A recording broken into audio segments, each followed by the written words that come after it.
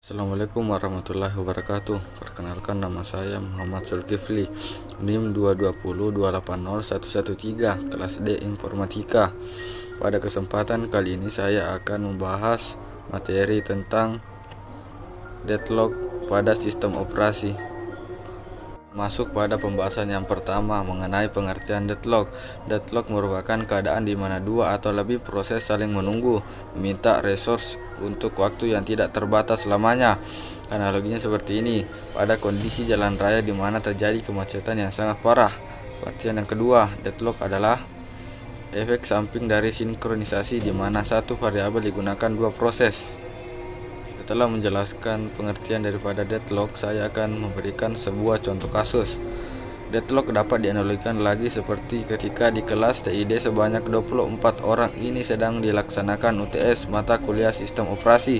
Soal berupa esai yang harus ditulis tangan, namun ternyata di kelas tersebut hanya terdapat satu buah pulpen.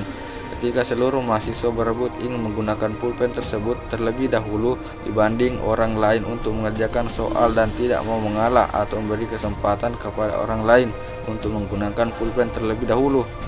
Kita masuk pada pembahasan selanjutnya, yaitu mengenai penyebab deadlock. Yang pertama ada yang namanya mutual eksklusif. Mutual eksklusif merupakan jaminan bagi proses bahwa hanya ada satu progres yang menggunakan satu resource dalam waktu tertentu. Dengan kata lain, resource tidak dapat digunakan oleh proses secara bersama-sama sehingga akan semakin besar kemungkinan terjadi deadlock. Yang kedua ada namanya hold and wait, di mana proses yang memiliki atau memegang resource meminta resource tambahan untuk dapat running, tetapi resource tambahan tersebut tidak pernah didapatnya. Pula yang dinamakan tidak bisa disela atau preemption. Resource yang dimiliki satu proses tidak akan diberikan kepada proses lain sebelum proses itu sendiri mendapatkan resource tambahan dari proses lain, sehingga dia akan melepaskan resource yang dimilikinya untuk proses lain. Hal ini berlaku untuk semua proses yang ada. Dengan kata lain, tidak akan ada proses yang mengalah dan membiarkan dirinya disela proses lain. Penyebab yang terakhir yaitu menunggu sirkular.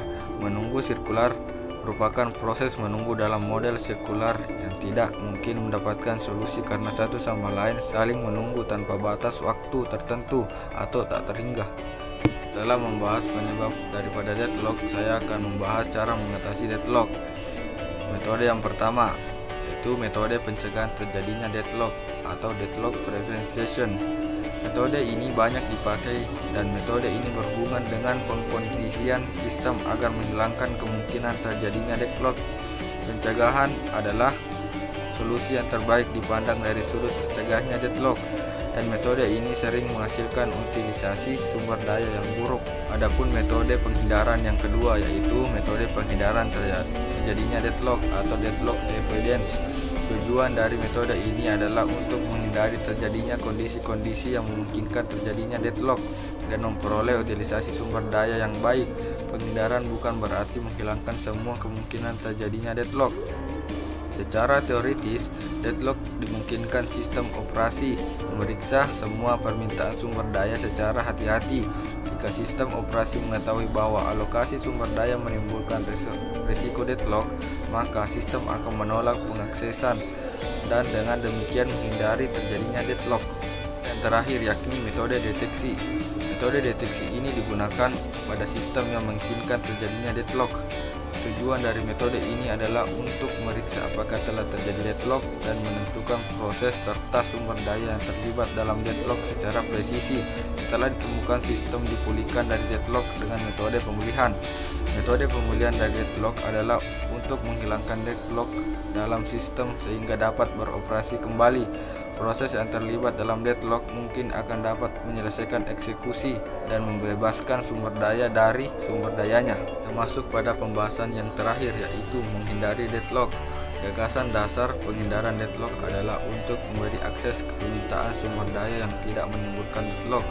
Cara ini biasa digunakan dengan mengalokasikan sumber daya dan memeriksa dampak pemberian akses ke suatu permintaan.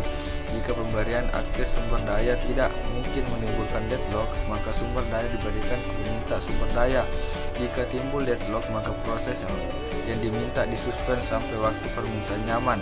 atau tidak timbul deadlock baru diberikan.